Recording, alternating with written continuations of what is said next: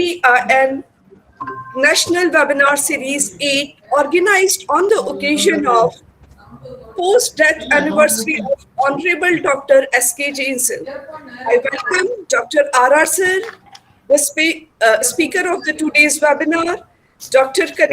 Anthony Cunningham sir, the special guest of today's webinar. As we all are gathered here for as we all gathered here for celebrating the legacy of legendary botanist and father of ethnobotany, Honorable Dr. S.K. Jain sir, on his first death anniversary last year on this day, in the midst of tough corona time, when the news of sad demise of legend called S.K. Jain arrived, it was indeed a matter of great sorrow for all of us. Personally, I have been his student and learned a lot. Likewise, many others like me who own him for building their career also have a special place of Dr. Jain in their life. Again, I heartily welcome all of you in this special event dedicated to S.K. Jain sir. I welcome all the esteemed members of the EBIN and all the participants and their students. With this, thank you. Thank you, madam. Now I would like to request Dr. Goel sir to enlighten us on the Dr. S.K. Jain sir contribution.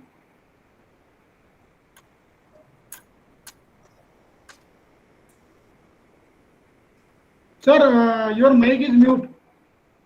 Namaskar, a very good evening, dear participants and the honorable speakers of today's this webinar to pay our tributes to late Dr. S.K. Jain, Dr. Rao sir, Dr. Cunningham sir, and all the participants. So I would like to make a read about the contributions, great contributions of the whole legacy of Dr. S.K. Jain. Dr. S.K. Jain, a renowned botanist with global recognition and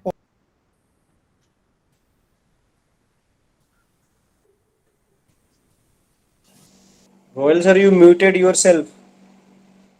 Due to COVID-19 on April 20, 2021, at the age of 94 years.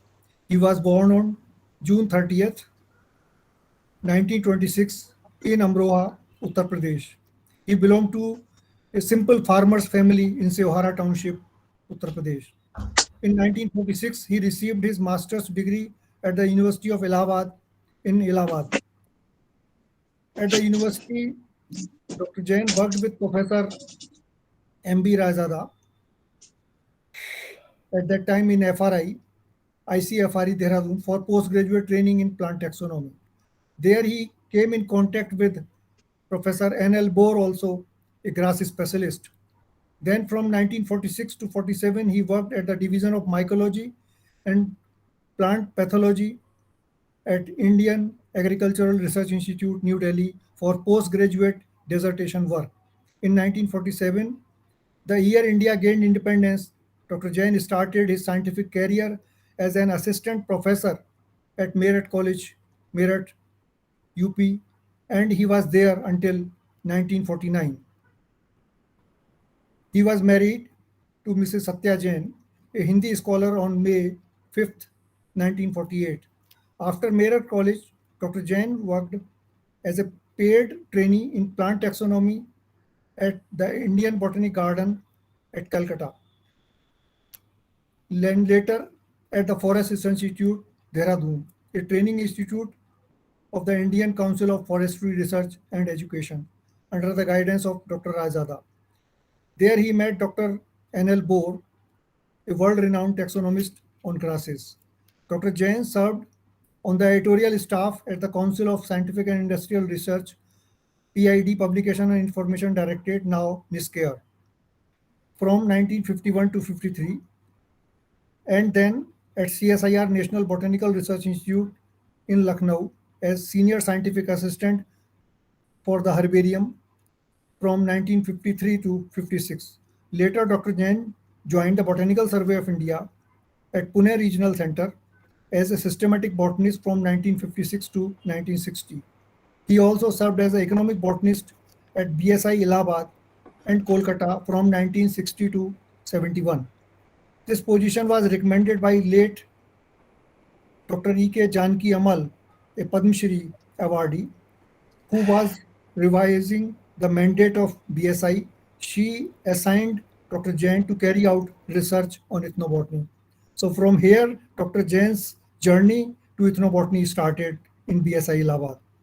In 1965, Dr. Jain earned his doctorate from Pune University under the guidance of Professor H. Santapau, PhD, a renowned taxonomist who was a director of BSI at that time. Dr. Jain served at the BSI's Shillong and Kolkata centers from 1971 to 77 as a deputy director. Dr. Jain became the joint director at BSI Kolkata Center and then became the director in 1978 until his retirement in June 1984. After retirement, Dr. Jain joined the CSIR NBRI in Lucknow after being awarded Pitambar Pant Fellow National Environment Fellowship from the Ministry of Environment, Forest and Climate Change for a period of 3 years. Dr. Jain specialized in ethnobotany, medicinal plants, plant taxonomy, particularly floristics, grasses, and orchids, and conservation of endangered taxa. Dr. Jain described more than 25 taxa new to science and one genus, and more than 20 species were named after him. He intensively explored all over India, including Andaman and Nicobar Islands, and consulted on most of major Indian herbaria, as well as some in Australia, China, France, Indonesia, Russia, Singapore, Thailand, United Kingdom, and United States. Dr. Jain pioneered the Flora of India scheme in 1977 at BSI. We were also the part of this Flora of India scheme at BSI Dehradun, a major project devoted to inventorizing the plant life of India. He launched a research project on endangered and endemic species in India that covered national parks and wildlife sanctuaries. Dr. Jain also organized All India Coordinated Research Project on Ethnobiology, a multi-institutional research project sponsored by what is now the Ministry of Environment, Forest and Climate Change, New Delhi. In 1986, Dr. Jain was named Emeritus Scientist by CSIR for his project Comparative and Deductive Studies in Ethnobotany. The outcome of this great project was his famous book, Dictionary of Indian Folk Medicine and Ethnobotany, published by Deep Publications. During a turmeric curcuma longa patent case in 1995, this publication was used as evidence in United States courts and helped India to win this Haldi patent. Two scientists in the United States attempted to register a patent that already you know. I will not go into the detail. Dr. Jain was the founding president of the Society of Ethnobotanists in 1980.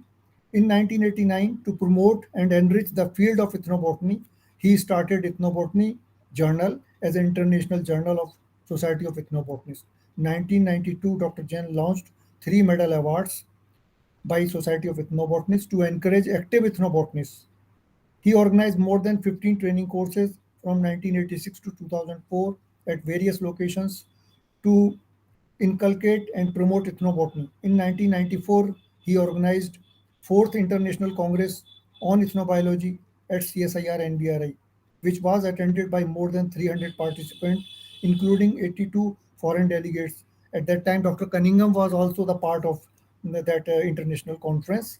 On August 14, 1995, Dr. Jain laid the foundation of the Institute of Ethnobiology in Lucknow. He became the first honorary director of Institute of Ethnobiology in the year 2002. IOE was shifted to Jivaji University, Gwalior, MP. In 2012, it was rechristened as the S.K. Jain Institute of Ethnobiology to commemorate his significant contributions in the area of ethnobotany. Dr. Jain helped establish ethnobotany in India and mentored and guided several students in ethnobotany, plant taxonomy, and conservation. His sustained efforts helped various universities include ethnobotany in curricula for graduate, postgraduate, MPhil, and DPhil programs. Dr. Jain received numerous prestigious national and international awards and fellowships, including Fellow of the Indian National Science Academy 1982, the Linnean Society of London, the Panchanan Maheshwari Medal from the Indian Botanical Society, J.W. Harshvarghar Medal from SCB in 1992, Professor Shyam Bahadur Saxena Memorial Award from INSA, Dr. S. Santapao Medal from Association for Plant Taxonomy in the year 2002, William Carey Medal in the year 2006, and the Lifetime Achievement Awards from Institute of Ethnobiology in 2013, the Indian Botanical Society 2018, and from Botanical Survey of India 2020. He was the first Asian to receive the Distinguished Economic Botanist Award from the Society of Economic Botany. He published more than 380 research publications and popular articles, including 176 publications in the area of ethnobotany in national and international journals and magazines. He authored and edited more than 52 books and guided more than 14 doctoral students at various universities. Dr. Jain was invited to lecture at several organizations and universities, including Harvard University. Partly because of his efforts, many funding agencies now regard ethnobotany as a notable area of research. Dr. Jain continued to promote ethnobotany until his last journey death. Till his last time, his all the mental faculties were perfect. He laid ideas about studies on the urban ethnobotany very timely and will be carried forward by his disciples. Dr. Jain was a great source of inspiration and has had a sharp memory. He remembered most of the things and was a living encyclopedia on ethnobotany and plant taxonomy. Thank you very much. Thank you, sir. Now, I would like to call upon Dr. Sakalani, sir, for the introduction of Dr. R. Rao, sir, and Dr. Anthony, sir. Sir, please unmute. Sakalani, sir, please unmute.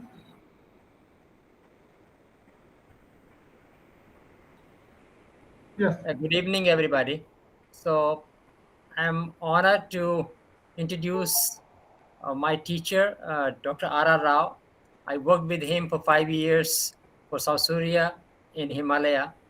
And it was a great time for me to understand what the taxonomy is. So here I introducing Dr. R. Rao. Actually, he needs no introduction to this fraternity. We all know his contributions.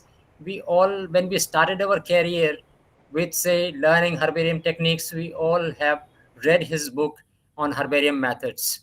So Dr. R. Rao is a PhD, FBS, FNA, and a fellow of many societies. He started his career from Shillong as associate professor. Then he was working with Botanical Survey of India, Calcutta, and Dehradun as a joint director. He was director grade scientist with National Botanical Research Institute. He served there for long years, and then he shifted to CMAP Bangalore. He served as a CSIR emeritus scientist, and now he's INSA honorary scientist. He was awarded Pitambur Pant National Environment Fellow, Chairman, Karnataka State Environmental Appraisal Committee. He has been president of Society of Ethnobotanists, president of Indian Botanical Society, executive council member, and for Sikkim Central University, where he is very close to that university. Now, we all know that he is a man of taxonomy, ethnobotany, phytogeography, and he has worked immensely on medicinal and aromatic plants. Biodiversity, you must have read his book, and on conservation aspects.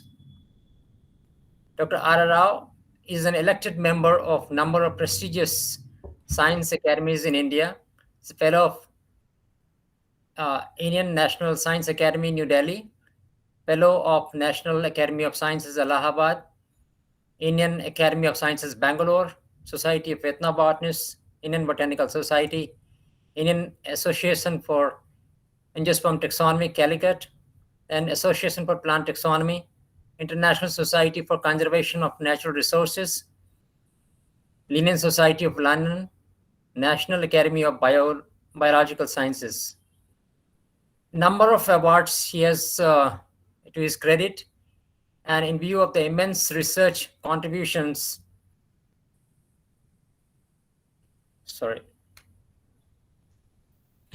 of nominee, naturally several awards, distinction, and recognition have already been bestowed on him, like Pandit Govind Ballabh Pant Memorial Lecture Award by G.B. Pant Himalayan Institute, then recipient of Pitambar Pant National Environment Fellowship. He is an editorial member of many journals, International Journal of Ethnobotany, and published 7 volumes of the journal during 89 to 96 now, this is our Ethnobotany. In addition, 3 volumes of Flora of India. He has actually worked immensely on Asteraceae, you all know that. While in Northeast Hill University, he edited the departmental journal Magnolia and brought about 5 volumes during 1975 to 79. He is currently serving as a member of editorial board of International Journal Herba Polonica, and many new species. Actually, he has named actually to in the name of Dr. R.R. Rao. Considering the emotionally contribution of Dr. R.R. Rao in plant taxonomy, there are 8 new taxa. They are named after him. Dr. R.R. Rao has long teaching experience and long experience in basic research. So he has guided more than 14 PhD students, and his publications, he has published profusely in all subjects in taxonomy, ethnobotany, biodiversity, conservation, and so many others. Total 240 publications. There are 4 technical reports and 14 books to his credit. We welcome Dr. R.R. Rao. Today's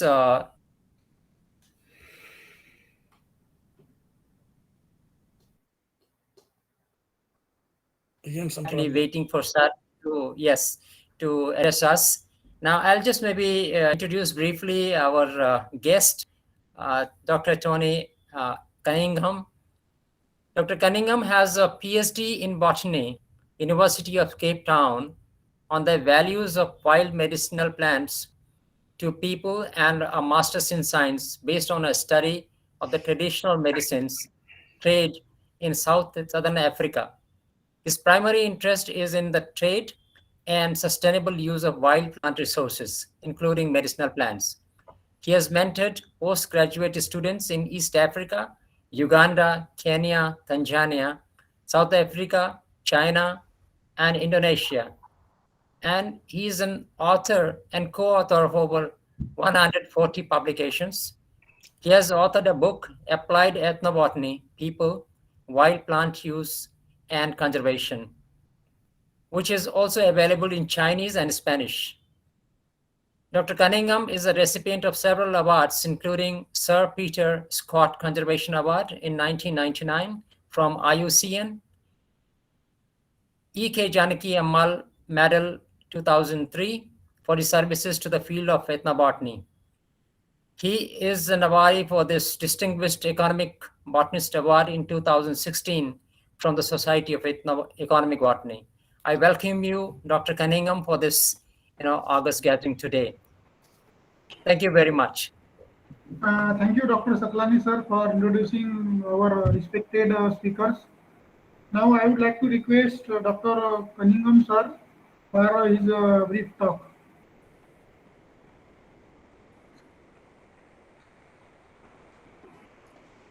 Namaskar and good evening.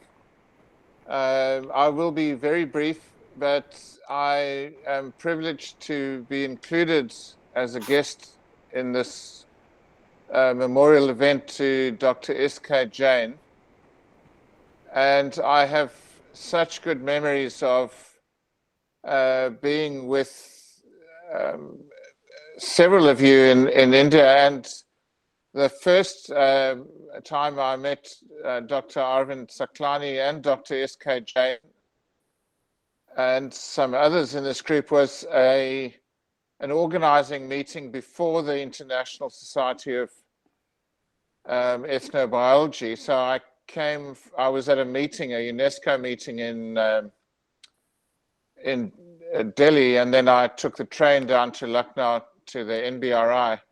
And I will never forget the hospitality that I received. We talked about the meeting in the subsequent year. Dr. S.K. Jain, that was just such a towering figure in terms of not just Indian ethnobotany, but linking through international events such as the International Society of Ethnobiology event the next year in 1994. And the networking that happened through these events, linking the expertise of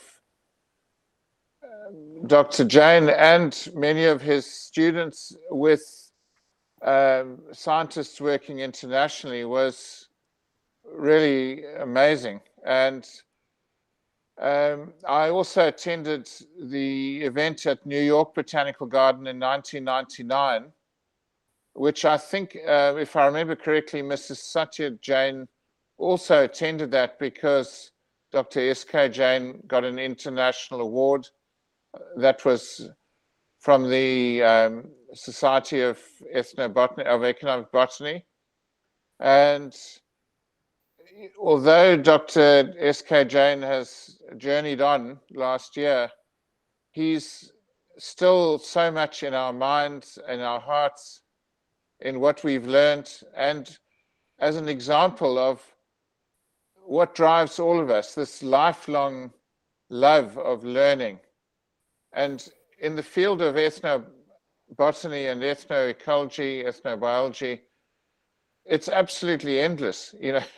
We will never know all there is to know. So,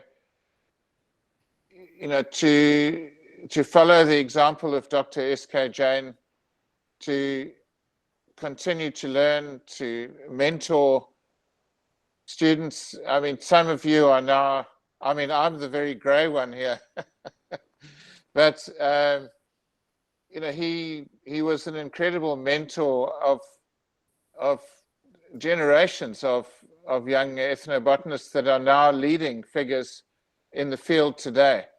So I would just like to pay tribute to Dr. Jain and thank you for including me in this memorial event. Thank you so much. Thank you, sir, for sharing your experience. Now I would like to request today's speaker, respected Dr. R.R. Rao sir, to deliver his lecture. Okay, am I audible now? Yes, sir. Very Yes, much, sir. okay. And my slide is also visible? Yes, sir. Okay, then I will talk.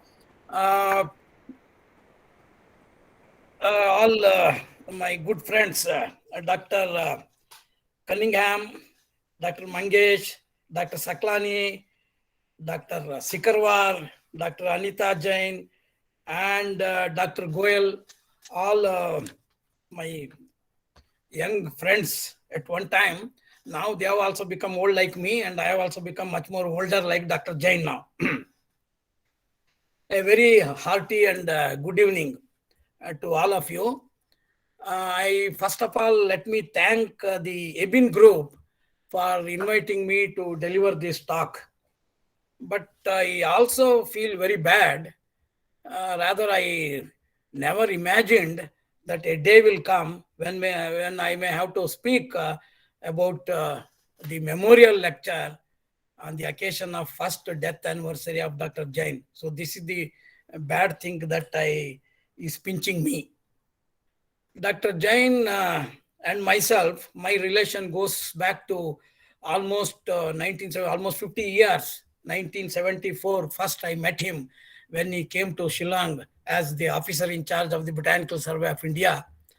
And Somehow he liked me so much, and he could recognize the good workers at that time.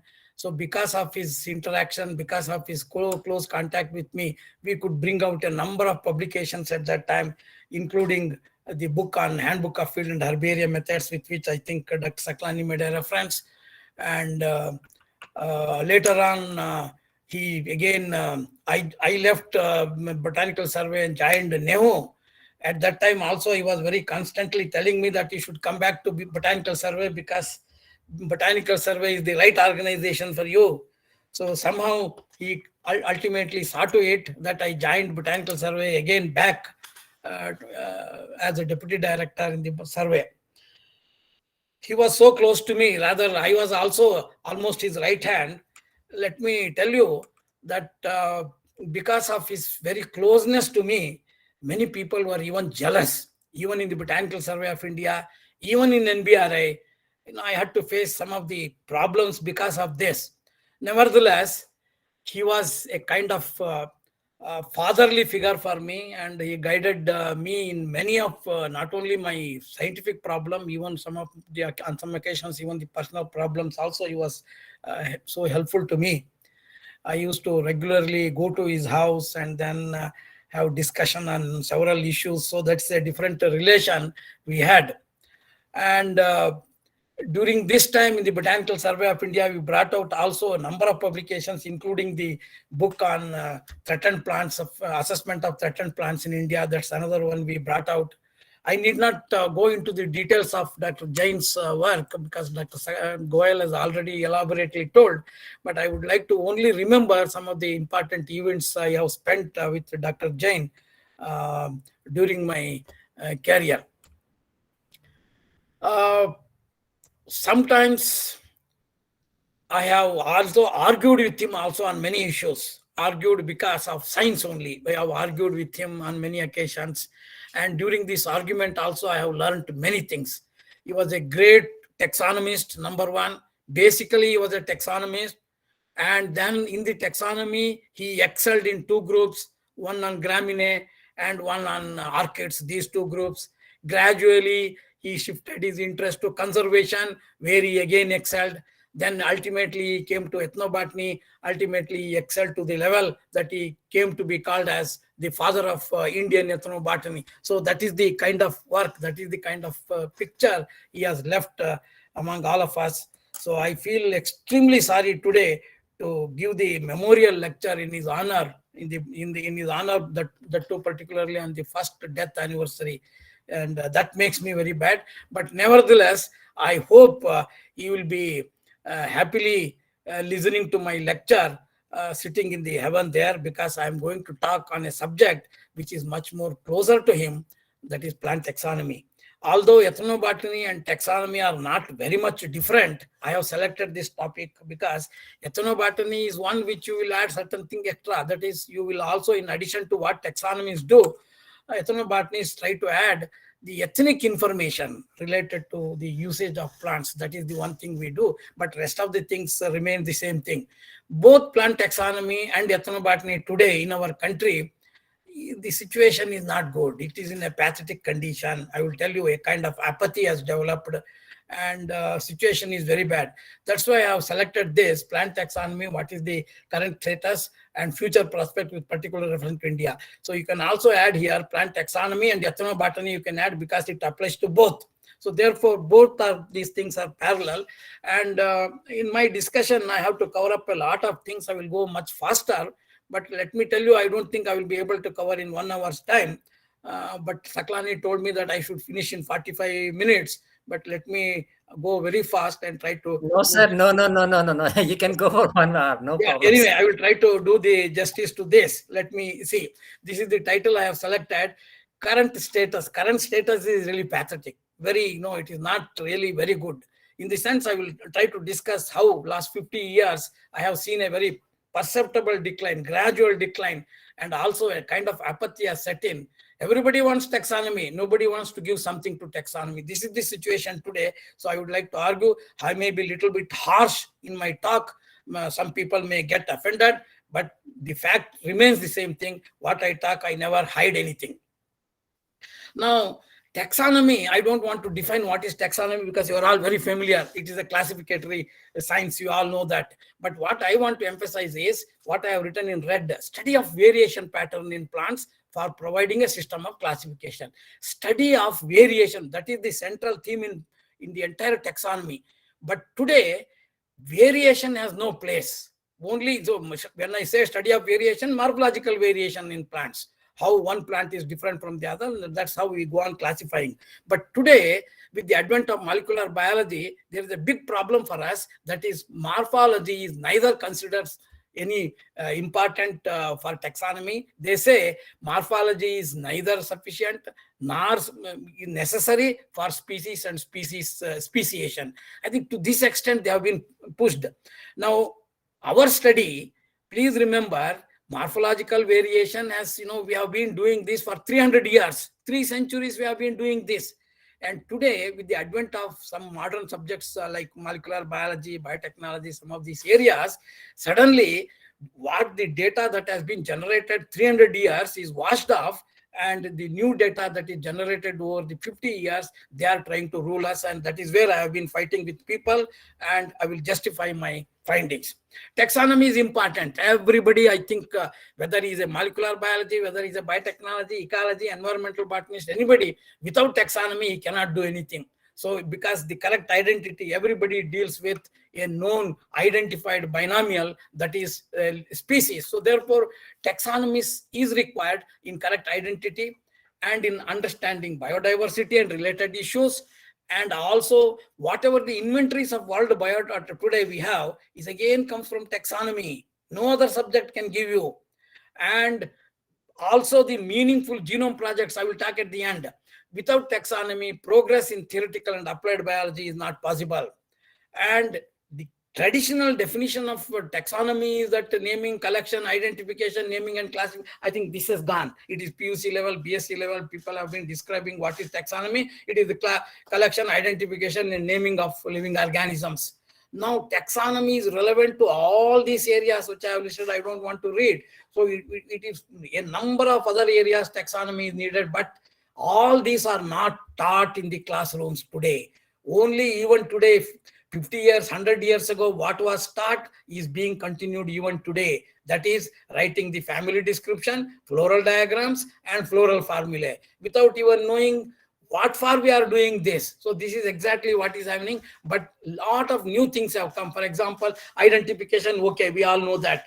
Basic information about botanical researches, okay. Biosystematics and modern biology taxonomy is needed. Biodiversity, after the CBD, biodiversity has acquired so much prominence, and biodiversity assessment without taxonomy, is it possible? It is impossible. So it is the taxonomy's role, there is a grade. And conservation program, yes, the biodiversity is needed. And even in forensic science, identification of plant material in solving crime, forensic science taxonomy is needed. Is it taught anywhere in any class? No, it is not even in the syllabus. Customs for sites operation. So in the international ports today, taxonomies are needed. Now, is it being really done? No, it is not done. All theoretically, yes, it is important. Taxonomy is important, but no. Even in bioprospecting, without taxonomy's bioprospection is impossible. I can tell you what is bioprospection: scanning the biodiversity for identifying better molecule, better genes, better species, better medicinal plants. All that is bioprospecting. And for bioprospecting, taxonomists are the first number one. And also ethnobotany, of course, we are all ethnobotanists now, ethnobotany and discovery of new economic plants. So therefore, taxonomy is not simply confined to identification and classification of the living organism. It covers a whole lot of things. So therefore, taxonomy should not be neglected the way it is being done. It started as a folk taxonomy. I will very quickly, this is not so important, but I will tell you, it started as a folk taxonomy, identifying one medicinal plant, other, because at that time it was herbal taxonomy.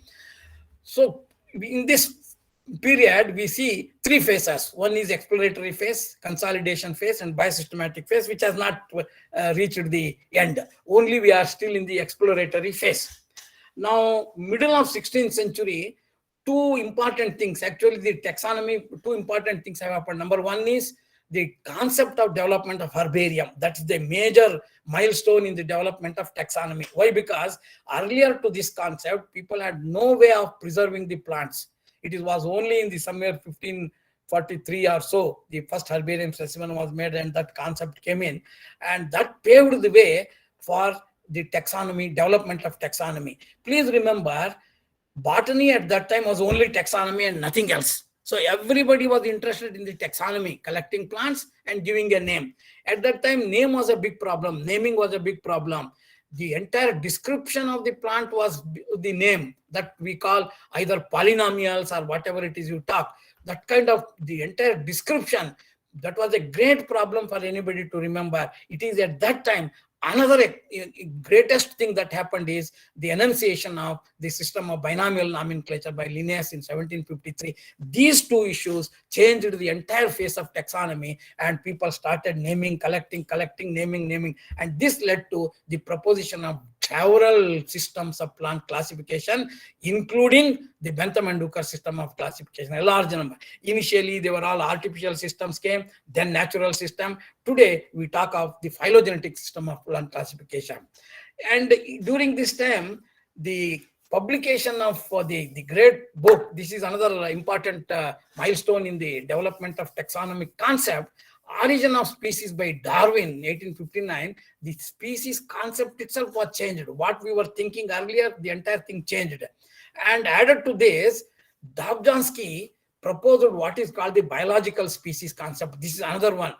These completely changed the classification systems that we were following at one time, that is natural and artificial, and this gradually led to the proposition of a number of phylogenetic systems of classification, namely Engler, Prantl, Takhtajan, Cronquist, Stebbin, Robert Thorne. All these type of classifications started. Robert Thorne was my PhD examiner, in fact, a very tough examiner, so he was the one examiner at that time for me. So therefore, there is a continuous change in the taxonomic concept. The limits and the concept of taxonomy has been changed from time to time. In fact, taxonomy is the one area which has been attacked by all subjects. When cytology emerged, it attacks the taxonomy. Anatomy emerged, it attacks the taxonomy.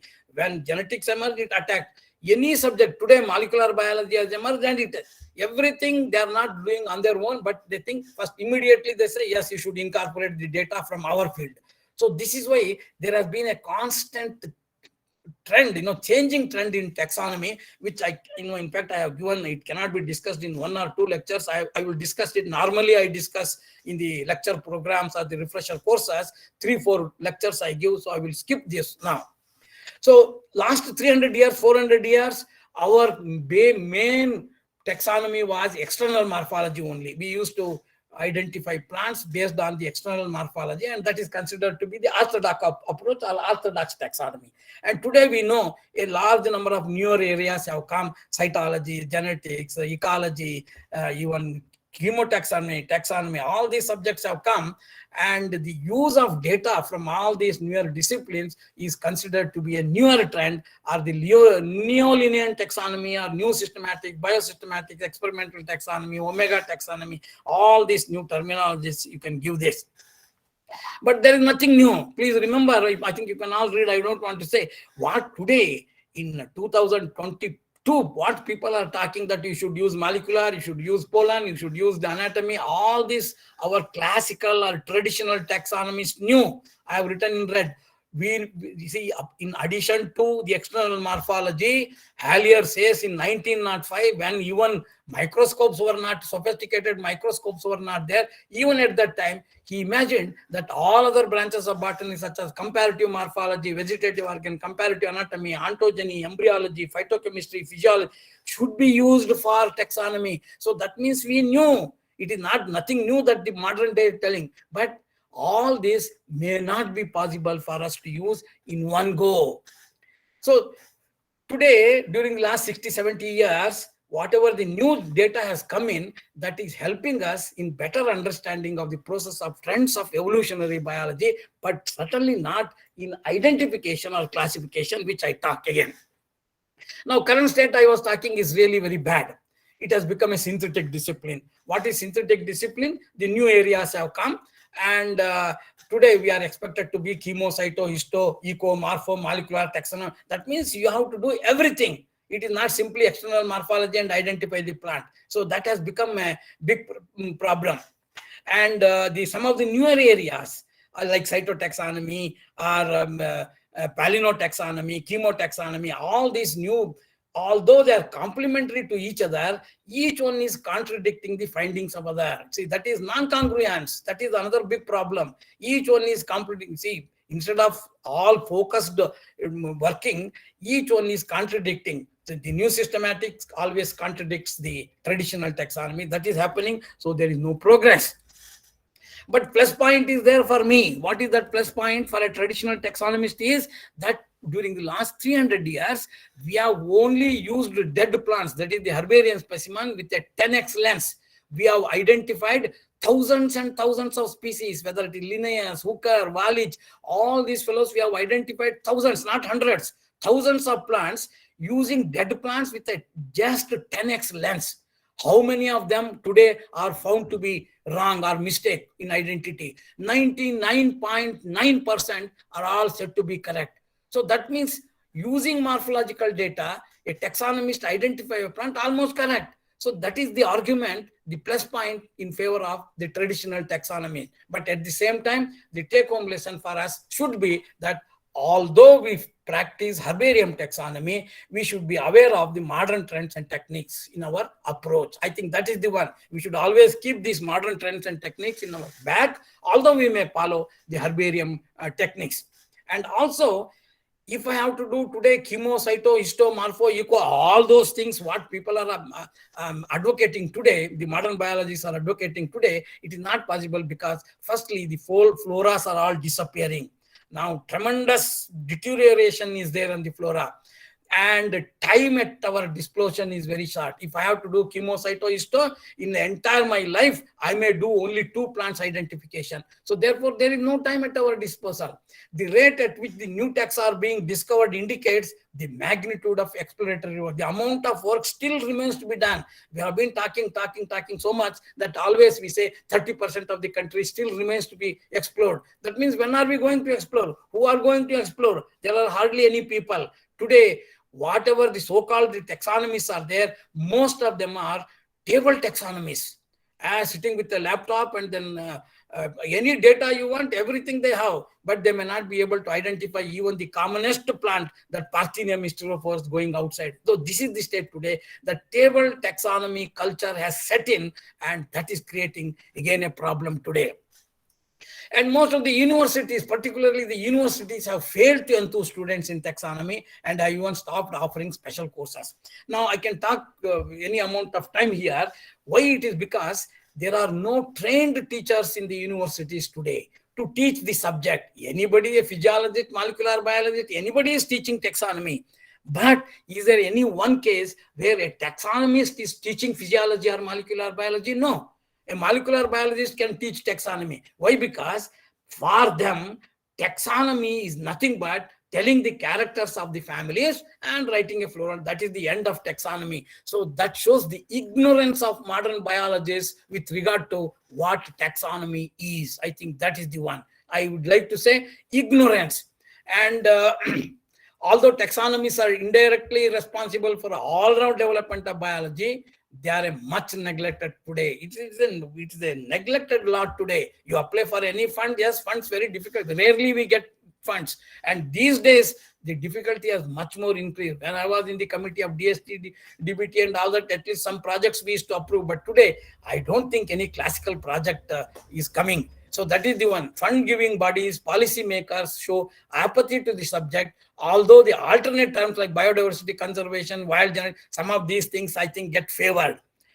But notwithstanding with all these things, tremendous taxonomists have done a commendable job. I can tell you, when compared to any other group of biologists today, the traditional taxonomists have done a commendable job in the past and are also currently doing so. with added new responsibilities today, the subject is certainly going to be much stronger, that you take it for granted. Whether somebody likes it or not, whether somebody supports it or not, taxonomy is the only subject that is going to survive for all the time to come, as long as biology is there.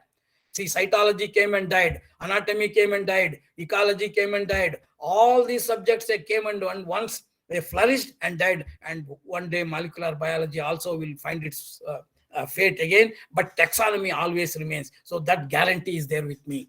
What is the problem today is facing severe crisis. Subject is almost when there are no taxonomy, and even existing, some of the taxonomies are also very old. Some of them are even, they have vanished, and the pseudo taxonomies are taking the role. That is a problem. And in the universities, it is depicted as a monotonous, unfashionable, conservative disciplines having no applied value. This is very wrong, erroneous conclusion that has come. Modern biology, like molecular biology, genetic engineering, biotechnology, these are all having some fashionable areas. The students get attracted. And faulty method of teaching. What is the faulty method of teaching today? As I told you, any person can teach taxonomy today. There is no problem. You take A.C. Datta's book, Solanaceae characters remain the same thing. Whether you take the family study in Cronquist or Takhtajan's book, or Randall's book, or Hutchinson's book, the family remains the same thing. So they take A.C. Datta's book, or any book, and teach the characters. That is the argument the teachers give. But they do not know how to teach the subject, because they themselves are not trained in the taxonomy.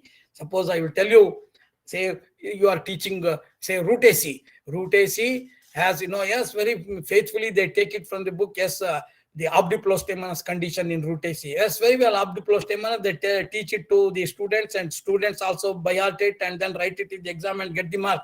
But neither the teacher nor the student knows what is obdiplostemanous condition. This is a problem today. And another thing is, suppose today the trend is in the university, because I have served in the university, I know what is the trend in the university. If any student goes on bringing and some plants and shows it to this is solanum, this is euphorbia, this is the glycosmis, this is something, you go on telling the names. See, the students get this opinion that this teacher is so good, he knows everything. So that is the opinion. In fact, I will say those teachers who go on telling the names are the worst teachers who are spoiling the subject. In fact, one should not tell the names of any plant. Rather, they should ask him, all right, you have brought the plant, you let me know the characters, whether it is sympatrillous, whether it is polypetalous, whether it is zygomorphic, it is active. See, these are the things the students should do.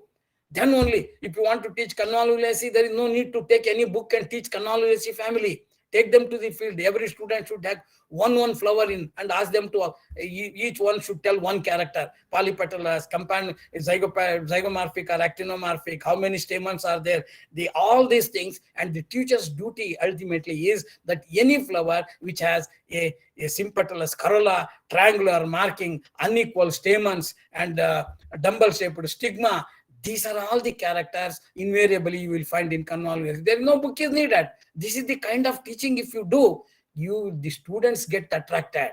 Similarly, you are teaching today the primitive flowers or advanced flowers. How do you say? It is not because Hutchinson has said that suddenly apogamy is primitive, whereas syncarpus is all advanced. Why? See, that is the adaptive significance, adaptive radiation, how best that particular character is suited. These are all the things one teacher should explain in the field, and the students get attracted.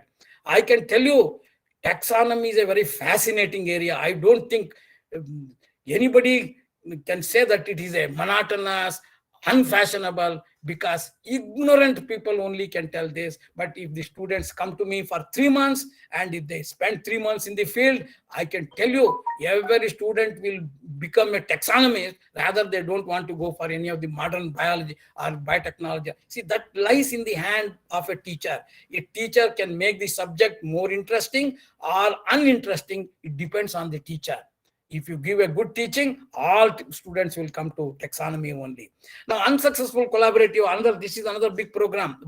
I told bioprospection without taxonomies cannot. But unfortunately, today what has happened, it is a joint venture between molecular biologists and orthodox taxonomists and ethnobotanists. But what has happened today? Today the problem is that these are the group neglected because they consider themselves, the modern biology or the biotechnologists consider themselves as an elite class of scientists who deal with crores of equipments and air-conditioned laboratory with all nice white coats and all that, look like scientists. Whereas taxonomy is collecting a gunny bag and you will be ditch and all that surrounding places on hills and climbing mountains and all that kind of thing. And it is these people think there is no science in this. What is these fellows are doing? But it is the taxonomy. It forms the foundation for every development. Taxonomies play a major role in all the bioprocessing program, but unfortunately today it is neglected. That's why this unsuccessful collaboration. Today there is no collaboration. Bioprospection is not successful. We have not been able to bring one global level product because of this unfocused type of study. And although taxonomies are to be in the forefront of biodiversity, the modern biologists, when the CBD took place, that Convention on Biological Diversity, I was so happy that yes, now taxonomies will get so much of importance because biodiversity assessment is so much emphasis is given. But again here, all the modern biologists came and took away the major chunk of funds, saying that biodiversity assessment within the species, genetic diversity studies only, not this. Again, the taxonomies were pushed aside. This is the problem that I faced again. And taxonomic journals have no impact factor. Certainly there is no impact factor. Suppose I publish a new genus in Euphorbiaceae, how many people are going to cite it? How many people? Only one person who is working on that Euphorbiaceae may cite. So citation index is very low. Impact factors are not there. So therefore, when you apply for any medal, award or any academy fellowship, you will be evaluated with other molecular biologists or modern biologists. So certainly you cannot compare with or compete. So therefore, I have been fighting for this, saying that yes, you compare a taxonomist with other taxonomists, not a taxonomist with a molecular biologist. So therefore, taxonomists very rarely get the fellowship of many of these academies. If I tell you, after Dr. Jain got his FNA in 1980. After 20 years, in 2000, I was elected for the FNA again. You can imagine in 20 years, there was not a single taxonomist to get the fellowship of the academy. That was the problem. And there is no zeal or enthusiasm among students and even teachers for hard field work because there is no interest. Array, air-conditioned lab, I will sit aram, say I can sit and work. So that is the kind of thing. And added to that, there is not much literature in the university. And universities today think herbaria are redundant. I think I wrote a paper long back in Current Science itself, are herbaria redundant? See, herbaria, the general perception in the university system or any of the modern institutes, if we go, herbaria is a place where dead plants are kept. Why should you waste money in preserving these dead plants? So that is the thing. But they do not know the importance of herbarium. Herbarium is, very many types of work you can do. See, this is, of course, you all know, very familiar, so I need not say. This is for only PUC, BSc level candidate. Looks at herbarium, are they just repository of dead plants? I have put this question. Helps in taxonomic research, checking in correct nomenclature. Any nomenclature you have to check. Without herbarium, particularly the types, you cannot come to any conclusion. So it helps in nomenclature and in assessment of biodiversity. The entire biodiversity of Tamil Nadu, biodiversity of Karnataka, biodiversity of Uttar Pradesh, you want, go to the herbarium, national herbarium, list all the plants, at least the species level biodiversity you can assess. And also study in variation pattern. The larger the number of herbarium specimens in a herbarium, it is very useful for study of variation pattern. Because most of our so-called modern biologists, I will always blame these modern biologists, because they are ignorant about the importance. They say, why do you want to keep such a big bundle of specimen? Whichever you think is the best specimen, you keep that 1, 2, and remaining all burn. So this is the attitude. I only pity them because they don't know the significance of a herbarium. Helps in teaching program, helps in biological researchers, helps in maintaining voucher specimens. on which a lot of researches are being done, helps in cataloging of all economic plants. Suppose today the Prime Minister of the country asks the scientific advisor that I would like to know which are all the anti-cancer plants of the country. He cannot say that, sir, give me 5 years time or 3 years time, I will explore everything and give you. Go to the National Herbarium, completely make a list, because it is a data bank. Herbarium is a data bank on plants, where plants collected from far and wide are recorded with the economic notes also. It is recorded there. So in sitting in one place, you can give all anti-cancer plants, all anti-diabetic plants, all medicinal plants of a given region, anything you want to do. So helps in cataloging of economic plants. How many people know this? Helps in the study of climate change, because people do not know this. Go to the oldest herbarium that is available and take some 5, 6, 10 tree species and study their phenology, what time it was collected, when it was collected, who collected. Go to the same place today, same area, and try to collect the same species. And if there is any change in the phenophases or the flowering and fruiting time, definitely that is the manifestation of climate change you can study. Also go to the highest altitude known for a flowering plant.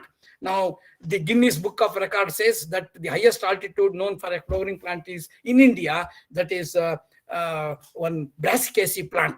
And that plant is said to be 6,300 meters. And today you go and survey whether the altitude has gone up or altitude has come down. That clearly indicates, if the altitude has gone up, it indicates the temperature rise is there. So therefore, this kind of study nobody has done in the country, nor it is taught in the universities, because they do not know. What is PUC? Some 20 families, BSc 50 families, or MSc 100 families. The type of study remains the same thing, but they do not know the entire conspectus of the taxonomy, what is to be done. And also helps in conservation status of a taxon. How do we do that? Again, conservation status of taxonomy, we assess only from a herbarium, and helps in resurrection of the species extinct in the wild. Suppose a species is extinct in the wild, go to any herbaria where this particular plant is deposited, and if there are seeds, collect those, and making use of the modern biotechnology, you try to resurrect the species, and that possibility is also there. So these are all important uses of the herbaria. Unfortunately, many of our senior botanists do not know the importance of this herbarium. For them, herbarium is a place where dead plants are kept. That's all. So therefore, they would like to vacate as many specimens as possible, vacate the almirahs, and take for their use. This is the trend that has happened, and I have fought with people many places, right in Mysore, even in NBRI, I have fought. I have become a very bad man because of this. And many of the contributions of taxonomies are compared with modern biologists, I told. That is another thing. And taxonomy being a synthetic discipline, good orthodox taxonomies have proved substandard. See, like me, good orthodox taxonomies, we are all substandard experimentals. I cannot do that. And similarly, vice versa, that is there. And apathy toward the subject has come. And taxonomies are today treated as simple plant collectors and namers, Namkaran Pandits, I call them. So many times I argue with people. Why do you people go on, senior biologists? Again, they come and argue and fight with me, saying that you go on changing the names. Why do you want to change? See, you have done something. Are you bigger than Hooker? Are you bigger than Linnaeus? This is the type of argument they give. Because if Hooker has made a mistake, if even Linnaeus has made a mistake, yes, we need to change, keeping in view the International Code of Nomenclature. So therefore, nobody can say, in fact, taxonomists are doing a pious job of changing the nomenclature, because we are stabilizing the plant names. And the trained taxonomists are not developed today. We are all conservatives. From the beginning, even before the full taxonomist time, that has come in our blood. We are all conservatives. We do not know how to operate even mobile also. I think this problem is there even with me.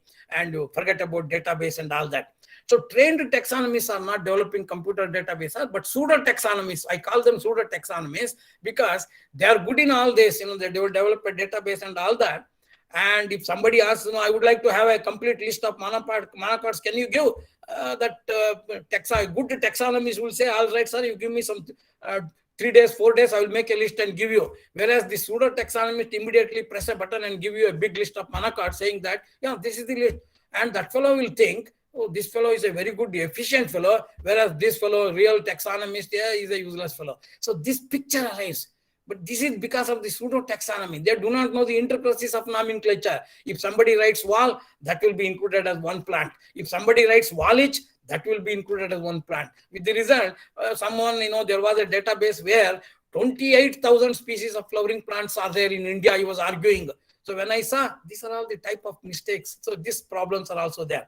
And computer-aided identification of plant is another threat to taxonomy today. That's a very major threat, I will tell you. Computer-aided, I don't think there is any machine which can identify a plant. I think I will talk about this because there is so much, still I will go. But these are all Dr. Koshu, one of our excellent plant scientists, who was our Environment Ministry Secretary at one time. He says two remarks. Taxonomies are a vanishing tribe among the biologists and are today overshadowed by the so-called and more often second-rate biotechnologists and environmentalists, he says. If I were to be in his position, I don't hesitate in making more often, instead of second rate, I will say third rate biotechnologists and environmentalists I will call. Today that is happening. Even the highest, the best taxonomist, when he is sitting with a group of modern biology, he is somewhere at the back bench. And even a third-rate biotechnologist or environmentalist, because he does good work, he's a elite scientist, so he will be in the front. I think that should change. And in some other place, again, Dr. Koshu says, teaching institutions in general are directly responsible in making the subject unpopular by asking the student cram the botanical terms. I think this is wrong. There is no need to remember any plant. A good taxonomist, according to me, is one who can identify any plant that is given to you on the face of this earth. Suppose a plant is given to you from Russia. Only thing is you should ask from which place you have collected this plant. If it is Russia, go to the Russian floras, take the Russian flora, try to making use of the botanical keys, identify the plant. I think that is the real taxonomist, is one who can identify the plant. Not that you should remember the names. I goes on telling the names, is a good taxonomy. No, that is not the one. I think that should change. And this is, of course, a paper I think very recently came. Even now, today, people have come to this. Even in USA, people have now realized the folly or the mistake they have committed during the last few decades. What is that mistake? Even the great scientists, they do not know even the name of common plant, which is true in India also. See, even true today, it is the same thing. And botany is completely replaced today towards plant science. So therefore, the scientists, the bureaucrats and all that in USA, they have introduced a bill called Botany Bill in both houses of the USA. I think that should happen in India also. And it emphasizes on the traditional aspect, particularly the taxonomy. I think that is the one. Highlights of the current erosion of botany primarily pertain to plant taxonomy. I think that is the one. This is a good paper, an eye-opener for us also that we should follow. Now, there are two terms, taxonomic crisis or taxonomy in crisis. Taxonomic crisis is the non-availability of taxonomic information to other modern biologists. That is the one. They always say there is a taxonomic crisis because there is not available taxonomic information. They say, now who are the modern biologists? Firstly, in India, there is no taxonomic crisis, but I will argue. But even if it is so, my question is, are we the taxonomy service providers? Why should I give? Now my question is, why should I give my taxonomic information to you? Are we the simple service provider?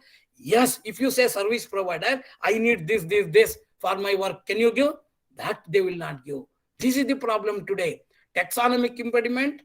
There is a kind of taxonomic impediment, shortage of taxonomists in the country. But taxonomy is in crisis in India because there are large number of problems which I have told. Just now I have told large number of problems, and that's why I say taxonomic crisis. Again, now they say the modern biologists, some of these fellows, I think it is a bandwagon. People are just following, yes, that is the one. They say you put everything on web-based taxonomy, cyber initiatives, put everything on the web so that the problem will be solved. Publish species description and revisionary works on the internet to facilitate access and distribution. I think that is the one which said. And they feel that taxonomy means it is only significant data, taxonomy for species names, diagnosis, and distribution. That's all. Now, keeping this, there are a large number of web-based taxonomy projects now. Even in NBRI, our Dr. Chowdhury is there. NBRI also, there was a ILDIS program. Now, so many web-based programs, I have only put 5, 6. There are hundreds of these things today. Web-based taxonomy related. Has this solved the taxonomic crisis? I have put this question. Has this removed the taxonomic crisis? Certainly not. Anybody can identify any one plant from out of these web-based taxonomy projects. Any one plant can be identified? No, nothing. But that remains. For that, again, they say alternative to taxonomies. What is that? All the 300 years, people have been identifying pre-Linnaean times, people identifying based on morphology. Now there is no need for us for taxonomy because molecular identification has come. DNA barcodes have come. So there, I think that's a reference I go and Godfrey, a great man. And he makes this kind of foolish statement, I will say. I will put at the end, I will say, use utter foolishness. He says, why invest in training taxonomies if machines can do the job for us? I don't know if there is any machine which can identify a plant. Yes, taxonomy can be thrown in river Ganges. I agree to that. But I don't think there is any such machine which can identify plants. See, that is the one. They think barcodes cannot identify a single plant. Barcodes cannot identify any plant. Barcodes can recognize an identified plant, that's all. Barcodes can recognize and identify plant, but it cannot identify itself. So therefore, whether somebody likes it or not, taxonomy has to, it is only the taxonomy job because that is the one. It is my job. No other person can do. What we have done during the last 4 or 5 decades is this. You can read this. When I started my flora in 1969, when I started for my PhD work, even to copy, there were no floras available at that time. Please remember this. I wrote a flora at that time when people were not knowing what a flora, how to write a flora. People were not knowing. I started my floristic work at that time. And today, hundreds of floras are there. How many flora? Botanical survey is active. Hundreds and hundreds of floras are there. Everything has come. Assessment of endemic taxa, threatened plants, biodiversity, everything has come. It is all traditional taxonomies using 10x lens we have done, using only meager funds, not 5 crores, 10 crores, which the molecular biologists are taking projects. It is only 5 lakh, 10 lakh, sometimes 20,000, even that kind of projects we have done. When my first project in Nehu was 30,000 rupees project, and people were telling, hey, you have got a very big project, 30,000 rupees, that people were telling at that time. So that was the situation of those days. But we have done enormous amount of work in our country. But there are shortcomings. We cannot always praise ourselves. There are a large number of shortcomings on the part of traditional taxonomies. What is that traditional? Substandard floras. You give 5 floras, the 6th flora, I can just copy and give you 1 more flora in 1 month. That substandard floras. You see, this modern technology, in a way, is very bad. It's very bad because when we started, I had to identify a plant means using the Gamble flora, dissect out everything, identify the characters, and then identify the plant. There was no way for me. But today, all computer, all these kind of things quickly, this kind of substandard flora, cut this and paste this in one place and take this other side. So with the result, what is happening? Substandard floras are coming. And also, the another problem is we are unable to appreciate the new knowledge and techniques from modern disciplines. That is also a shortcoming on our part, I agree. And there is no publication of new taxa without substantial field study. That is another big problem now.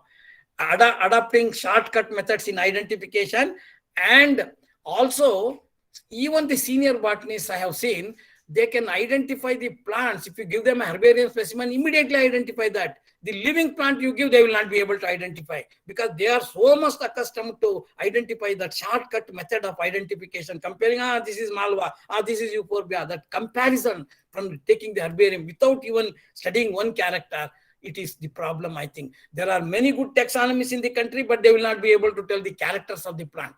They can tell you, this is Hypomia biloba. Immediately they will tell you. They cannot tell the 2 characters of Hypomia or convolvulaceae. This is a problem today in the country. Duplication of work is another major problem. Taxonomies have failed, of course, creating younger generation. That is another problem. And I told about another thing is publication of new species. The disappearing ethics in taxonomy today. What is that ethics is?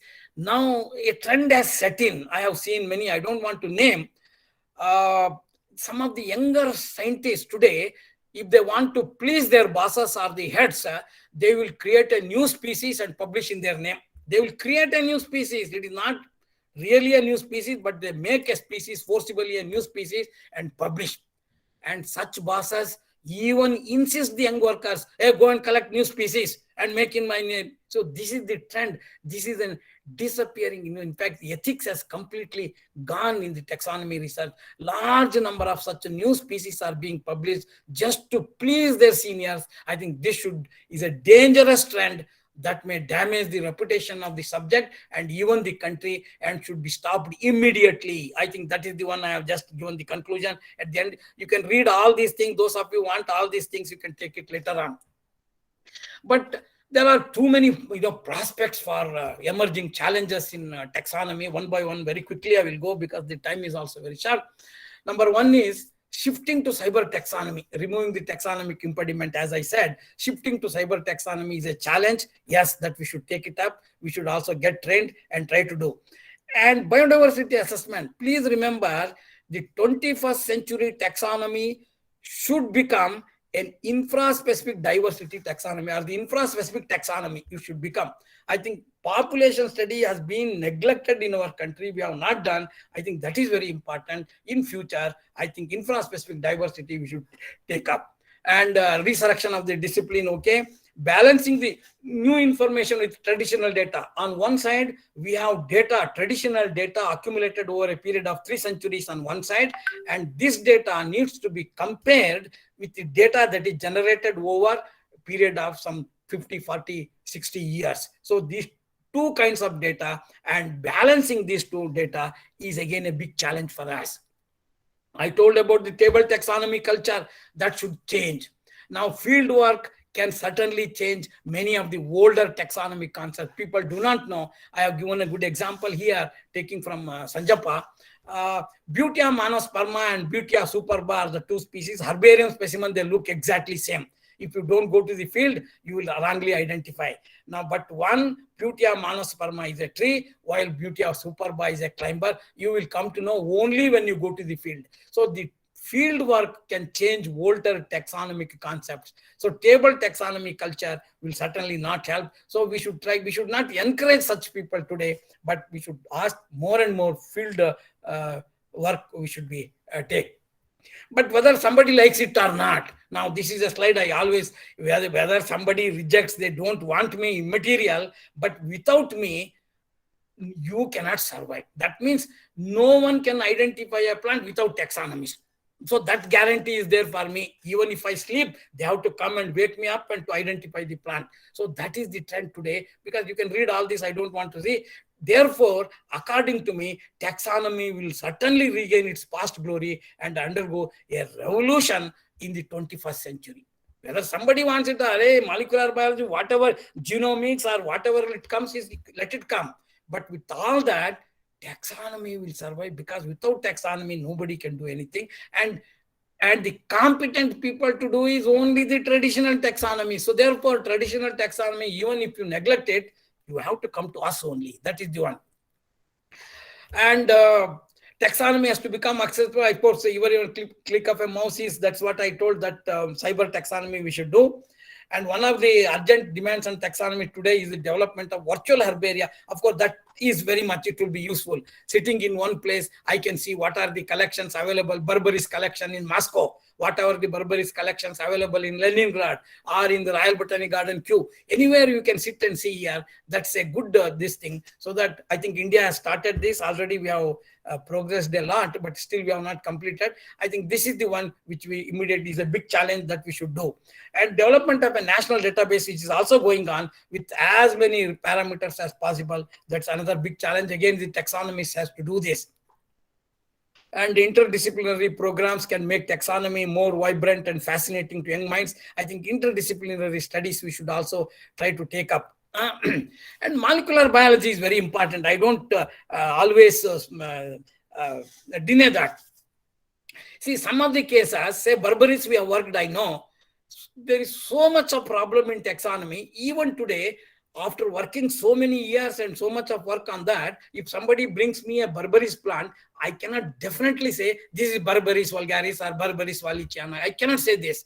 The reason is Berberis, there is so much of continuous variation. A same plant, for example, you Berberis wallichiana, you go on collecting from West Himalaya to East Himalaya, you will find so many morphotypes, and each one is completely different.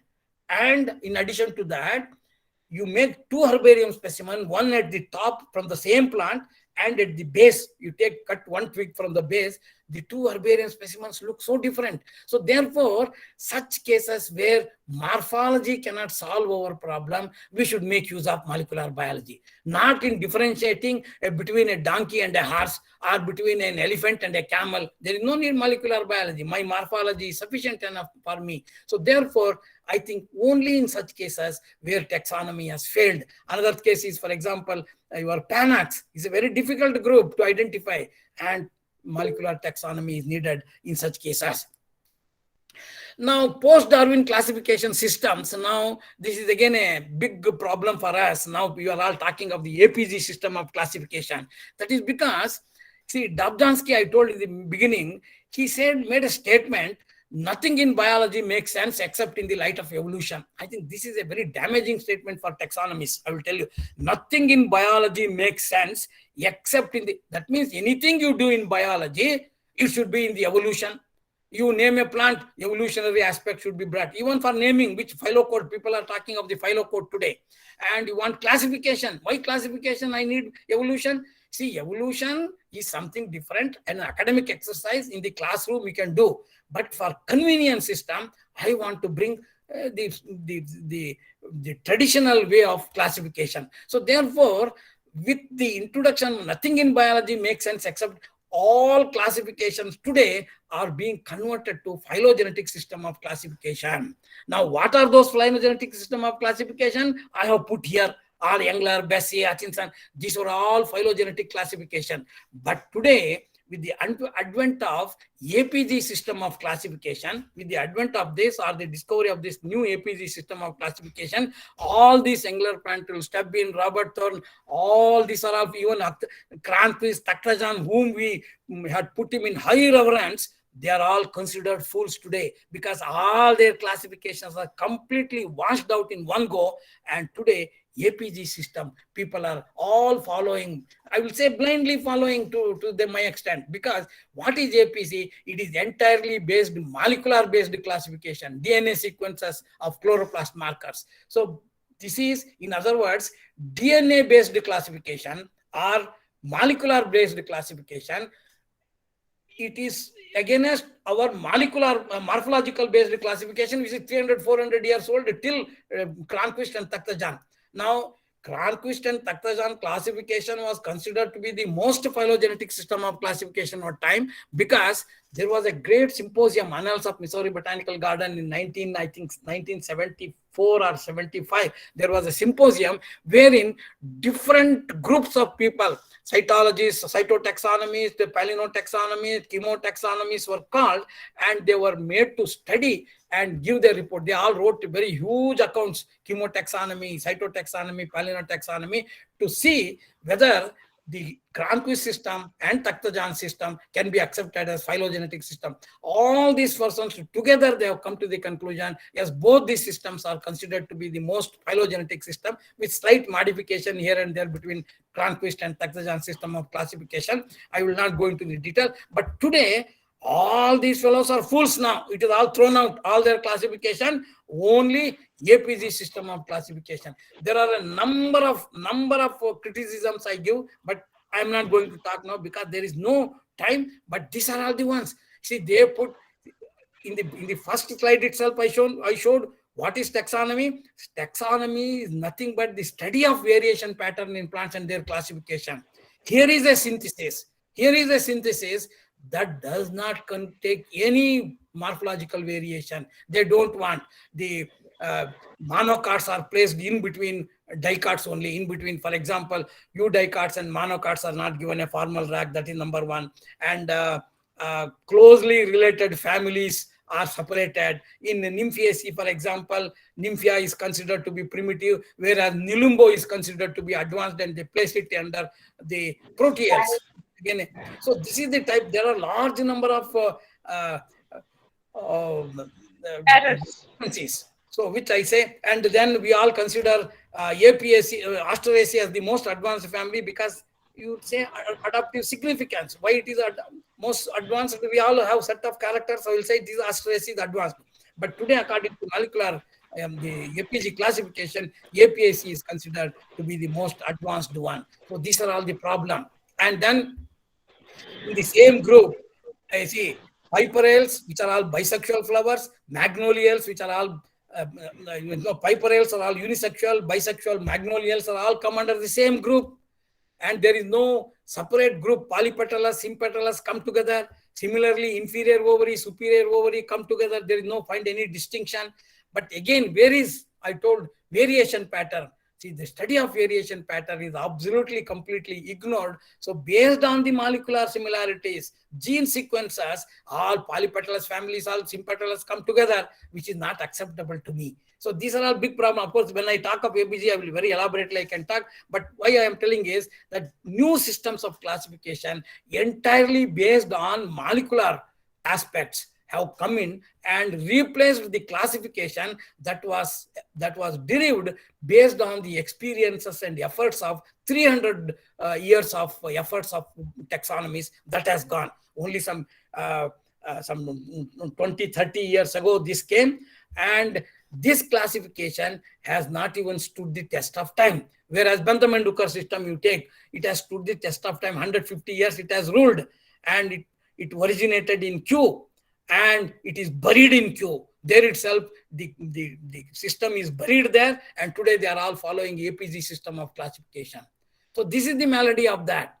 Now, this classification which has come out about some 20, 30 years ago, already 4 revisions have come. APG 1, APG 2, APG 3, APG 4, I don't know. In due course of time, APG 10, 12, 13, 14 may come. That means it has not even stood the test. It has not, lot of problems are going to come, but already there are many herbaria. They have changed their herbarium classification into APG system of classification. Whether somebody likes it or not, whether because there is a huge bandwagon to follow APG system, and whether you like it or not, you have to also follow this APG system of classification. I may not like, but I should know what is APG, where family Asteraceae comes in APG, where Barbaridaceae comes in APG, because if you have to go and work in some other institutes, you cannot ask some people, where is Barbaridaceae, where is Canvaldaceae, you cannot ask, because they will laugh at you. Unless you are very familiar, you cannot go. So therefore, APG system, whether you like it or not, you should be familiar with this system. And I told climate change, I have told, I think I will not repeat that. I think the time is over now. I'm going quickly. Now, this is the plant highest altitude known for a flowering plant is Castolia himalayensis. And customs also, I told, I think in solving crimes, it helps. The taxonomy is needed. I think this I will come. And taxonomy for common man, this is another thing that we should know. It's a big challenge now. Taxonomists are writing huge floras, 2-volume, 3-volume floras for the use of other taxonomies, not even for other botanists. One taxonomist writes a flora for the use of other taxonomies. So therefore, today there is a need that how you are able to make use of the data that is available in your floras to develop entrepreneurship in your area. That is taxonomy for common man. I think that should be done. Biodiversity assessments I have then skipped, and a large number of medicinal plant research. Taxonomy helps in medicinal plant research. All this I have given helps in that. Correct identity of medicinal plant. A number of cases there are large number of mistakes. For example, innumerable cases of wrong identification are there. And myself and Dr. Chowdhury, we did, I think he knows this work, Philanthus neururae, which was in our flora. It was referred to as Philanthus neururae. Today it is found to be a complex of Amuras, Debilis, and Fraternas, and we have been able to identify making use of a key. So therefore, taxonomists can correctly identify the medicinal plants and solve the wrong. Ethnobotany, of course, the taxonomy helps in ethnomedicinal plant. That is one. See, in India, we are very fortunate because on one side, huge amount of diversity we have. On the other side, huge amount of traditional knowledge associated with this diversity is there. Now we have to combine this biodiversity with the traditional knowledge, making use of bioprospection. You go for product development. Converting our biological wealth into economic wealth is the only agenda for the 21st century today, for which the traditional knowledge forms the foundation for all our development. So ethnobotany makes it, you cannot just ignore tribal people, all this. So it is the basic knowledge comes from that. So therefore, taxonomy helps in that. Bioprospection, that is one. So that's why today, what is bioprospection? I will always give this definition. Bioprospection is nothing but converting converting the ethnic leads into a product, making use of the modern science and technology is bioprospection, according to me. So therefore, ethnic knowledge is so much important. I think we should not neglect. Taxonomies are the ones who are equipped to do such an ethnobotanical survey. It is only the taxonomies. No molecular biologists cannot do ethnobotany. It is only the taxonomies. So taxonomies play a major role in this also. So I think concluding remarks, I will just leave it because the time is already getting over. But what I want to say is, yes, very hurriedly I have gone through. Rather, I should have talked in two parts. Very hurriedly I have talked. But remember, although we deal with morphological taxonomy, our findings are not wrong. With all the new data, molecular data has come by, so much of new sophisticated equipments have come. Making use of that, how many plants which we identified during the last 300 years are wrong? Let them show, oh, this is wrong you have done. This is the problem. So now only for criticism case they are criticizing, and there is a big bandwagon to support that group, but we are not. And as I said, chemo, histo, cyto, taxomorphological, all that is not possible. It is impossible to do that because the collaborative ventures have also failed. Therefore, today, universities have also failed to enthuse taxonomies, and practicing taxonomies have already reduced. Younger generation are absolutely no interest in this. They are all fashionable areas they want, because the teachers are all making the subject almost dead. It is the teacher's role is there, that is there. So therefore, I think I have written, but taxonomies now must collectively raise their voice and make their presence felt by all modern. See, this is the one, see, which we have to do this. We have to beat our drum. And see, no other person will come and beat our drum. You raise your voice and say, yes, the taxonomy is important. Without this, you cannot do this. Unless you do this, unless we have to raise our voice and make our presence felt. Take our presence felt to identification. If somebody comes to you for identifying a plant, you should make your presence felt. This is Solanum indicum. This is Euphorbia hirta. Don't tell the name. That means you are bringing your reputation, yourself down. All right, you make your presence felt means, all right, sir, I will identify this plant. You come tomorrow. You take the big book, make a big drama, biggest book available, and go on turning the pages. Say, it's a very difficult plant, sir. You come tomorrow. Tomorrow, when he comes in your presence, cut the section, put in a microscope, go on seeing. Oh, it is a very difficult plant. Come for the third day, sir. Let him come. And on the third day, you all do this. Even if you know the plant, say, sir, this plant I have identified. It is Parthenium mystrophorus. You tell, then they think, yes. So that presence, we have to make our presence felt, whether it is a crooked exercise. Yes, it is a crooked exercise, but I support this crooked exercise because we have to make our presence felt by all modern biologists. Otherwise, we will not be surviving. Ultimately, you will be treated as simple service provider. Yes, I am prepared to become a service provider, but if I have to become a service provider, I need this facility. Can you give? No. That is the main problem. Even 1% of the budget they will not devote towards the herbarium development. This problem has come. So therefore, we have all to join together, all young people, the ethnobotanists, taxonomists, we are all sailing in the same boat. We should all join together and collectively raise our voice saying that taxonomy is important. Without taxonomy, nothing can be done. Your mansion without foundation is of no use. I think that we have to do. Thank you so much. I think I have taken a little more time. Thanks for all the group members for giving me this opportunity. Thank you so much. Yeah. Thank you, sir. Yeah. So we should give 3 days to now for a fascinating and informative lecture. Yes. Yeah, okay. Thank you very much, sir. Now, I would like to request Dr. Saklani, sir, Okay. to make some comment on Thank you very much, sir. Thank you very much. It was really mesmerizing. We were all hypnotized, actually. It was a different, session altogether for the EBIN members. And those who are not around, I think it's a great miss for everybody. They must listen this lecture again and again. For all the youngsters, for everybody, it's a must, basically.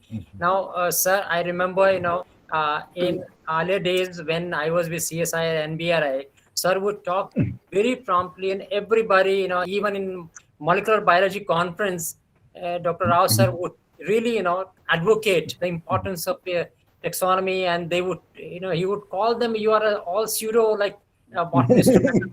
So I remember those days, sir, and The problem is, during the last 50 years, Yes, sir. I have been fighting with a group of people. I have Right. been fighting, whether it is fund giving body, anything I have been. So R.R. Rao is a bad man because he always fights. That reputation I have. Sir, I don't mind. you have fought for the taxonomy, you have fought for us, and it is our time, basically, or the youngsters' time to understand and learn from this. They must really listen this lecture again and again. Otherwise, it will be just as you have mentioned. I remember those papers are herbaria redundant. So sir had written that paper those days, where people were actually using the herbaria, but still they were forgetting this. And moreover, like what sir said today, we should not be spoon feeding the youngsters. It's a dangerous and very, very dangerous job we are doing, and we are not really helping them, but we are putting them actually in the well. So this is another lesson that everybody should understand.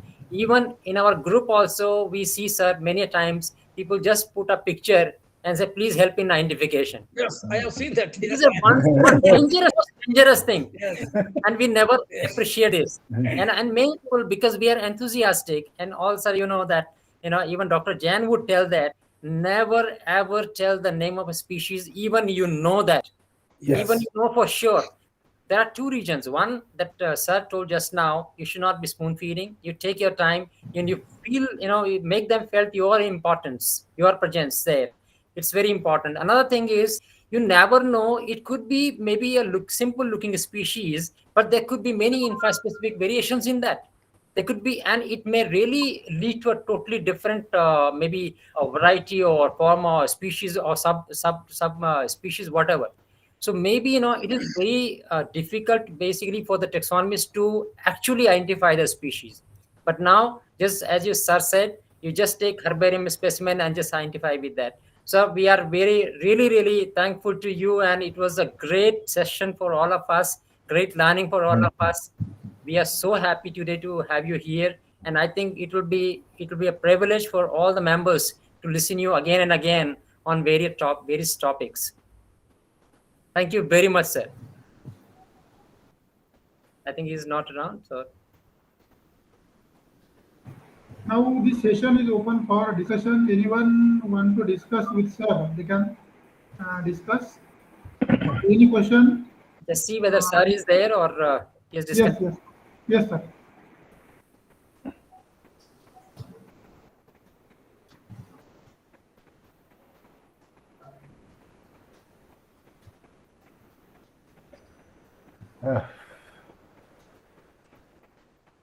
One of our best webinars. Oh. Sir is a seasoned speaker, we know, and this like as Dr. Mangesh, you can share speech. We can circulate this one. Okay. Sir, I can hear you.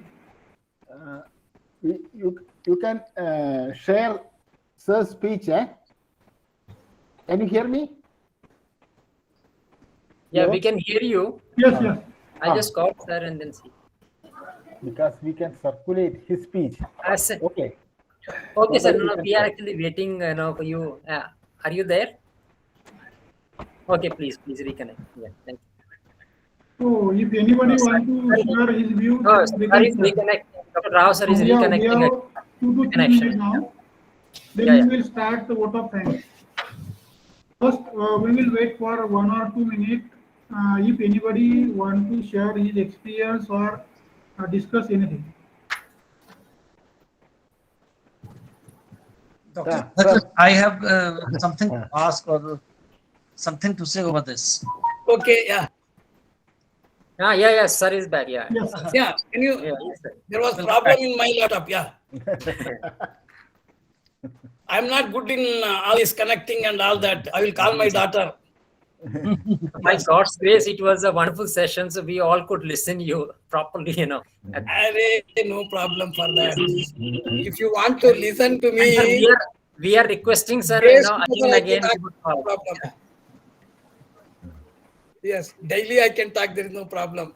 That is the only, sir, thing I can do. Nothing else. Sir, we admire your energy level. That's really, mesmerizing, and everybody should really learn from this. We are talking of Dr. Jain. No, sir. Actually, sir, I feel that I am listening from a very young teacher. Yes. Yes. Yes. Any other? Sir, I have to say something. So Yes, we are facing serious problem with regard to the choice-based credit system in 3-year degree course, UGC. The thing is that the taxonomy paper is placed in the even semester, that is January to June, whereas in most of India, rainfall comes in the odd semester time, that is July to December. Okay, so maximum diversity of plant is found in these months. All these problems I understand fully. It is not the teachers to be blamed. In fact, the problem is that even the entire syllabus needs to be changed. You cannot do this.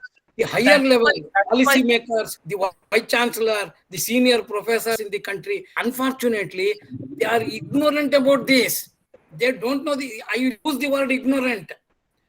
They do not know the importance of taxonomy. They do not know the importance of herbarium. Really? So that's why they put, this is only 2 marks. You can give it and put it in the last. This is the situation today. But young people should fight. No, this is not possible. I think we should try to fight all those things. Unless you fight this, we see today how much funds we are getting. Do you know? If some people are gone eating channa, by one channa falls down, that is for taxonomy, you take it. This is the attitude today. Don't need that kind of sympathy. In fact, we deserve a much better treatment than any other class. Ours is the oldest subject. 300 years we have been serving botany. All these fellows have come 50, 60 years. Yes. So therefore, sir, anyway, I am unhappy with all this. The treatment today we are getting is unhappy. Do you think I submit a project on flora writing, they will give money? They will not give money. Sir, anyway, sir, Global Institute of Traditional Medicine has come. Yes, I know. Patients are returning. Yeah. Now taxonomies are needed.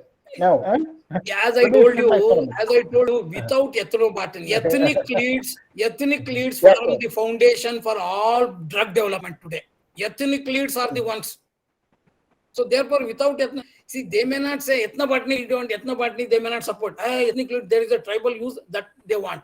Americans, what they are doing, this is the thing they are doing. They are going and directly taking the ethnic users and the plant and developing a product and making money. Yes, sir. This is the thing. Sir, why not in India? In Asiatic countries, we can do. In India, that focused research is not there. What I know today, molecular biologists or biotechnologists do not know. What molecular biologists can do, I cannot do that. I think there is a giant program is needed, and that is where we have failed. How many ethnic leads are there which are all wonder drugs today?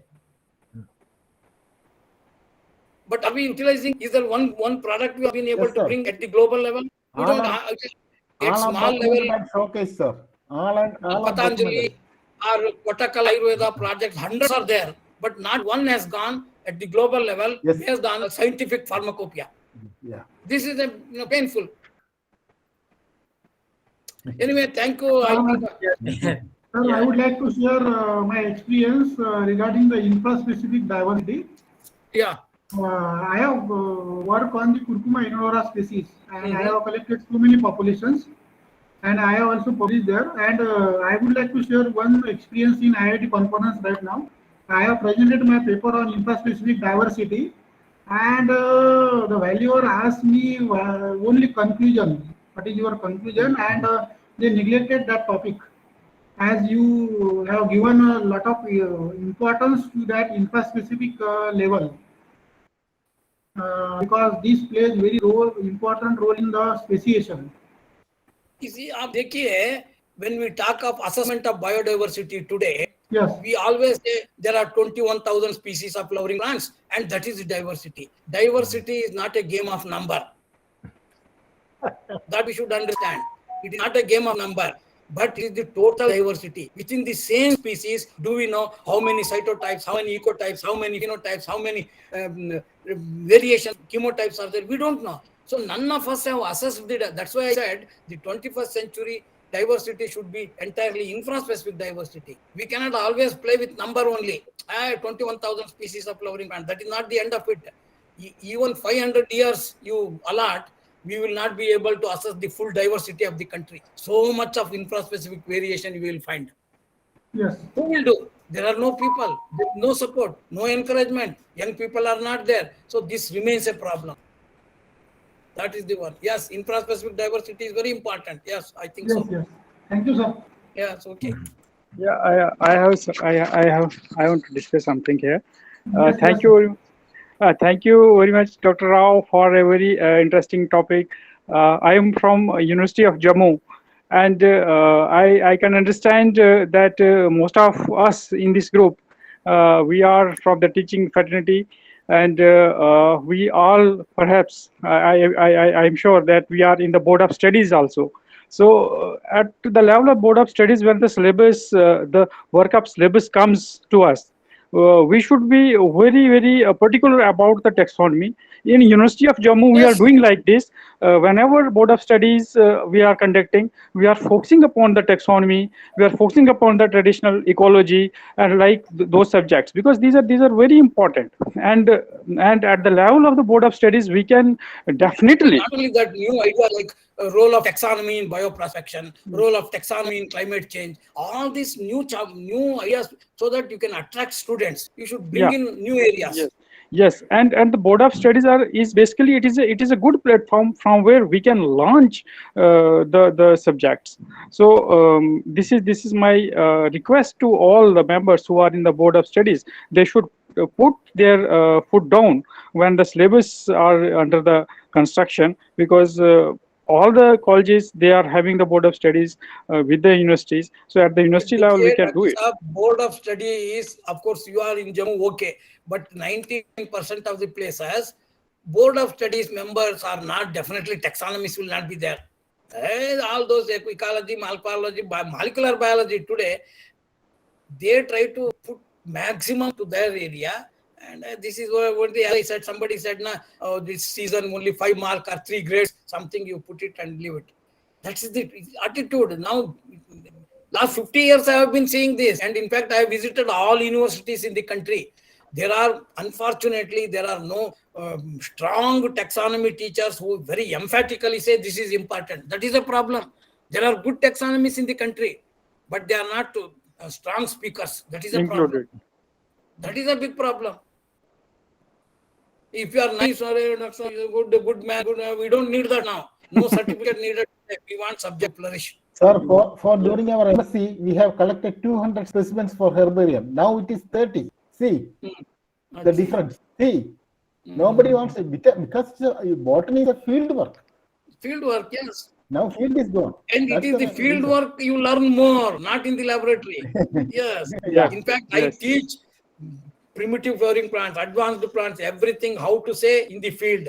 Field identification of families, there only I will teach. No textbook is needed for me. When I was in Nemu, in fact, when I was in Nemu, anybody from Nemu? No, nobody. When I was in Nemu, all the students, second year, when the special classes, specialization comes, most of the students used to come, sir, I want taxonomy. And our head of the department, in all other places, whichever the head is there, all people will go towards the head of the department subject. But they were all coming to me. And he used to, Professor Ramakrishnan was head at that time. So he used to tell me, hey, Rao, are you doing some black magic? Everybody wants to take your subject. I used to tell him, Yes, my black magic is good teaching. You give a good teaching, people will come to you.